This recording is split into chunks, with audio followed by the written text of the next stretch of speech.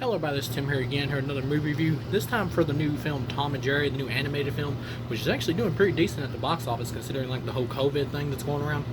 It's a new Warner Brothers release that you can also watch on HBO Max, as well as choosing if you want to go to the theater. Personally, I just went ahead and watched the film on HBO Max, but you know, you do you, whatever floats your boat if you're interested in the film. Now, this film has been getting railroaded by critics in terms of reviews. But the people who have went out and saw the film in theaters have gave it like an A- cinema score, which is actually pretty good for this type of flick. So family audiences or whoever's going to see it are enjoying it. Personally, how would I score this film? I do my reviews from 1 to 4 stars. Of course, 4 being great, or masterpiece, or awesome.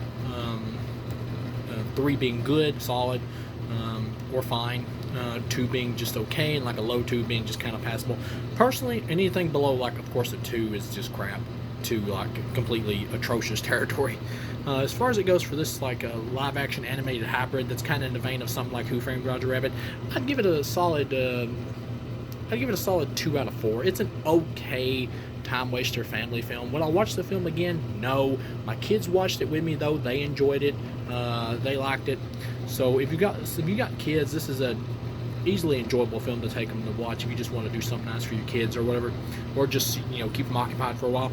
It's perfectly acceptable for entertainment for that. It's an okay film. I'd give it a 2-star flick. It's okay. Like, the critics really hate this movie. I don't see it being that bad, but I'm kind of a Tom and Jerry fan though, of like the old cartoons. I grew up on them, so I'm being a little bit more generous to it.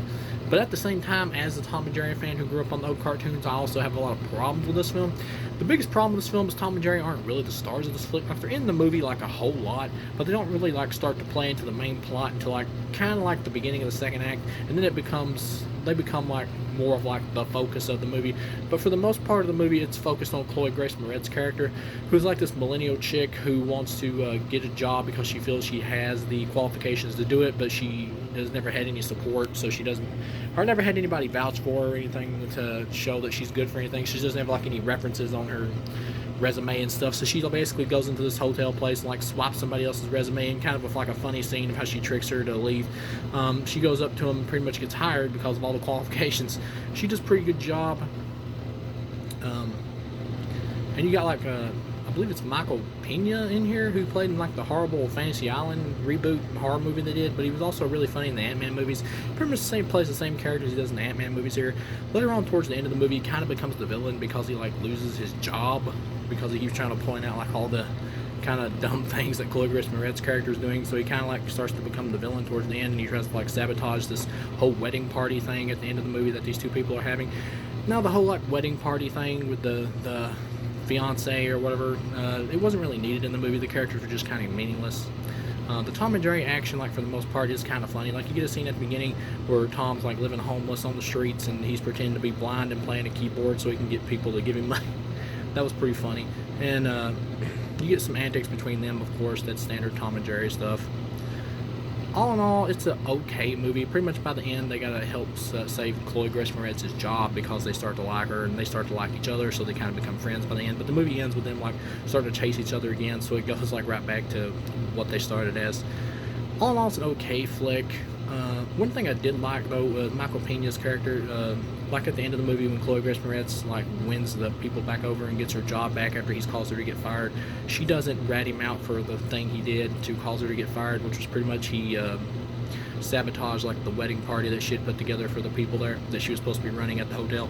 She doesn't call him out for it because she knows that he just did it because he was desperate to keep his job and didn't want to lose his job, because he's pretty much been in the hotel business for a long while and he doesn't want to lose his job to like some young millennial. So it's kind of understandable. I kind of like that about the movie. Maybe if I watched like the film again, knowing from the beginning that this is really Chloe Grace Moretz's movie and Tom and Jerry were like the co-stars, maybe I'd probably give it like a 3 out of 4 if I accepted it for what it was. But as it is, as a Tom and Jerry movie, I'd give it a 2 out of 4. It's an okay flick, time waster. Not something I would watch again unless like my kids wanted to watch it or something. But all in all, it's a totally harmless movie. So thank you guys for watching, and I'll see you again.